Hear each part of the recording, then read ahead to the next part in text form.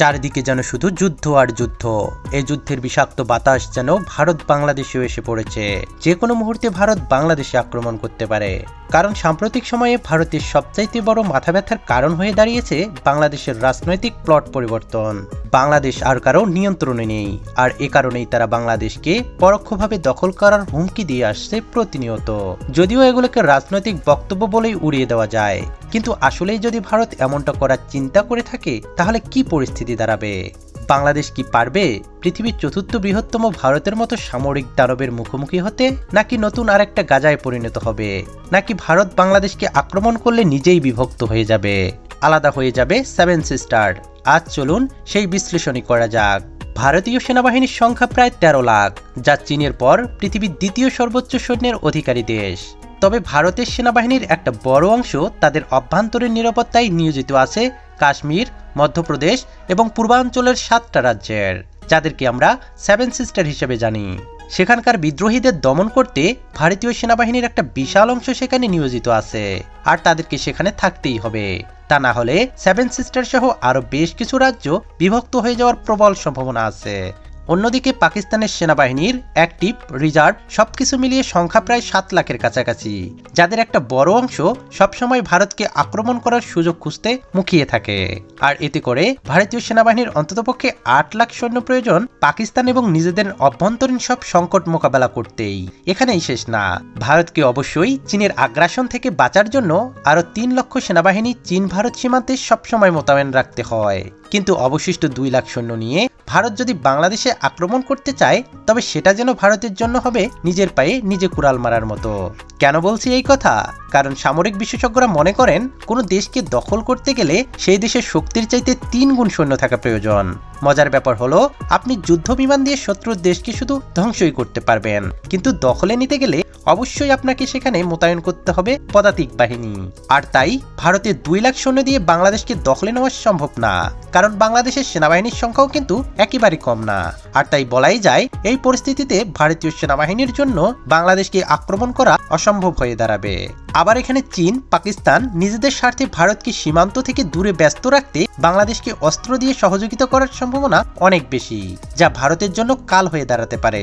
কিন্তু ভারতের সক্ষমতা এখানেই শেষ না, কারণ তাদের আছে পৃথিবীর অন্যতম আধুনিক এবং বিশাল শক্তির বিমান বাহিনী। তবে মজার ব্যাপার হলো, তাদের সেখানেও রয়েছে বেশ দুর্বলতা, কারণ তাদের পর্যাপ্ত যুদ্ধ বিমান আছে ঠিকই, কিন্তু লজিস্টিক সহযোগিতা করার সক্ষমতা অতটাও নেই। কারণ ভারতীয় বিমান বাহিনীর কাছে মাত্র 10টা হেভিওয়েট পরিবহন বিমান এবং 30টা মিডিয়াম ক্যাটাগরির লজিস্টিক বিমান রয়েছে। অথচ ভারতের মতো একটা বিশাল দেশে সৈন্য এবং রসদ মোতায়েন করতে এই অল্প কিছু ট্রান্সপোর্ট বিমান কোনোভাবেই যথেষ্ট হবে না। যেমন 2020 সালে চীনের সংঘর্ষের সময় ভারতের ট্রান্সপোর্ট ফ্লাইটের অভাব স্পষ্ট উঠেছিল। বেশ কয়েক সপ্তাহ সময় লেগেছিল ভারতের সৈন্য এবং সরঞ্জাম মোতায়েন করতে। এর ফলে বাংলাদেশের বিরুদ্ধে যুদ্ধ করতে গেলে ভারতের বিমান বাহিনীর লজিস্টিক ফ্লাইট কোনো বড় ভূমিকা পালন করতে পারবে না। তবে ভারতীয় বিমান বাহিনীর কাছে প্রায় সব মিলিয়ে 500টা যুদ্ধ বিমান আছে, এবং এতে কোনো সন্দেহ নেই এত সংখ্যক বিমান দিয়ে তারা অল্প কিছু সময়ের মধ্যেই বাংলাদেশকে ধূলিসাৎ করে দিতে পারে। কারণ বাংলাদেশের কাছে এমন কোনো শক্তিশালী যুদ্ধ বিমান নেই যা ভারতীয় ফাইটার জেটগুলোকে মোকাবেলা করতে পারবে। সেই সাথে নেই তেমন কোনো শক্তিশালী আকাশ প্রতিরক্ষা ব্যবস্থা। তবে এখানেও কিন্তু ভারতের জন্য বিপদ রয়েছে, কারণ ভারতের বেশিরভাগ যুদ্ধ বিমান কাউন্টারে স্ট্রাইক মিশন পরিচালনা করতে সক্ষম না। হ্যাঁ, ভারতের কাছে আছে 277 SU-30, এছাড়াও MiG-21 এবং জাগুয়ার ফাইটার জেট। কিন্তু মজার ব্যাপার হলো, এগুলো বর্তমান আধুনিক যুগে কিন্তু বেশ পুরনো মডেল। ভারতীয় বিমান বাহিনীর একমাত্র কার্যকরী অ্যাটাক মিশন বিমান হলো মিরাজ 2000 এবং ডাসাল্ট রাফায়েল যুদ্ধ বিমান, কিন্তু এদের সংখ্যাও প্রয়োজনের তুলনায় খুবই কম। তাছাড়াও ডাসাল্ট রাফায়েলের মতো যুদ্ধ বিমানগুলো কিন্তু বাংলাদেশে ব্যবহার করার মতো সুযোগ নেই, কারণ ভারতের কাছে মাত্র 36টা রাফায়েল ফাইটার জেট আছে। এগুলো মূলত চীন এবং পাকিস্তানকে মোকাবেলা করার জন্য প্রতিনিয়তই ভারতকে প্রস্তুত রাখতে হয়। তাই বলাই যায়, ভারতীয় বিমান বাহিনীর জন্য বাংলাদেশে ব্যবহার করা যেতে পারে এমন যুদ্ধ বিমানের সংখ্যা খুব বেশি না। ভারতের বিমান বাহিনী একদিকে যুদ্ধ বিমানের সংকটে ভুগছে, অন্যদিকে পাকিস্তানের কাছে রয়েছে বিপুল সংখ্যক জেট এবং F-16 যুদ্ধ বিমান, যার সামনে ভারতীয় রাফায়েল যুদ্ধ বিমানও যথেষ্ট কার্যকরী হওয়ার সম্ভাবনা খুবই কম। এদিকে চীনের বিমান বাহিনীর তুলনায় ভারতের বিমান বাহিনীর সামরিক শক্তি অনেক পিছিয়ে। সুতরাং 40টা মিরাজ 2000 দিয়ে বাংলাদেশে আক্রমণ চালানো ভারতের জন্য অসম্ভব। ভারতের বিমান বাহিনী মাত্র কয়েকটা স্থানেই সাপোর্ট দিতে সক্ষম হবে, যা প্রয়োজনের তুলনায় একেবারে কম। তাছাড়া গ্রাউন্ডে স্ট্রাইক মিশনে ম্যানপেড সিস্টেমের কারণে নিয়মিত যুদ্ধ বিমান ধ্বংস হবে, যার ফলে ভারতীয় বিমান বাহিনীর শক্তি ধীরে ধীরে কমে যাবে। আর এটাও মনে রাখতে হবে, ধীরে ধীরে বাংলাদেশও পরিণত হবে যুদ্ধক্ষেত্রে, প্রাণ হারাতে থাকবে হাজার হাজার নিরীহ মানুষ। তবে এর মানে এই নয় যে বাংলাদেশের সামরিক শক্তি একদম পিছিয়ে আছে। এখানে বাংলাদেশও মিলিটারি শক্তির দিক থেকে যথেষ্ট শক্তিশালী একটা দেশ। তাছাড়া বাংলাদেশ সেনাবাহিনী প্রতিনিয়ত নতুন নতুন অস্ত্রশস্ত্র ক্রয়ের দিকে মনোযোগী হচ্ছে। সেই সাথে আপনাকে এটাও মনে রাখতে হবে, বাংলাদেশ সেনাবাহিনী বর্তমানে দক্ষিণ এশিয়ার তৃতীয় বৃহত্তম শক্তিশালী বাহিনী, এবং এই বাহিনী দেশের যে কোনো বিপদের সময় নিজেদের সবকিছু দিয়ে লড়াই করতে প্রস্তুত। এমনকি এটা বললেও ভুল হবে না যে বাংলাদেশ সেনাবাহিনীর পেশাদারিত্ব এবং দক্ষতা ভারতীয় সেনাবাহিনীর চাইতে অনেক এগিয়ে। কারণ বাংলাদেশ সেনাবাহিনী এখন পর্যন্ত পৃথিবীর 43টা দেশে প্রতিনিয়ত যুদ্ধ করার অভিজ্ঞতা লাভ করছে। বিপরীতে ভারতীয় সেনাবাহিনীর যুদ্ধের অভিজ্ঞতা আন্তর্জাতিকভাবে খুবই সীমিত। বাংলাদেশ সেনাবাহিনী জাতিসংঘের অধীনে প্রায় অর্ধশতাধিক দেশে সরাসরি যুদ্ধের অভিজ্ঞতা অর্জন করছে। এতে তাদের দক্ষতা এবং অভিজ্ঞতা ভারতীয় সেনাবাহিনীর চাইতে অনেকটা বেশি। তাছাড়া পেশাগত দক্ষতার পাশাপাশি বাংলাদেশ সেনাবাহিনী অত্যাধুনিক সমরাস্ত্র ক্রয়ের দিকেও ধাবিত হচ্ছে। বিশেষ করে বিভিন্ন আগ্রাসন মোকাবেলায় বাংলাদেশ পৃথিবীর বিভিন্ন দেশ থেকে যুদ্ধ ট্যাঙ্ক, যুদ্ধ বিমান এবং অন্যান্য সমরাস্ত্র সংগ্রহ করছে, যা বাংলাদেশের নিরাপত্তা ব্যবস্থা আরো মজবুত করবে। এমনকি বাংলাদেশ তুরস্কের কাছ থেকে বেশ কিছু সংখ্যক বর্তমান পৃথিবীর সবচাইতে বাইয়ার আক্তার TB2 কিনেছে।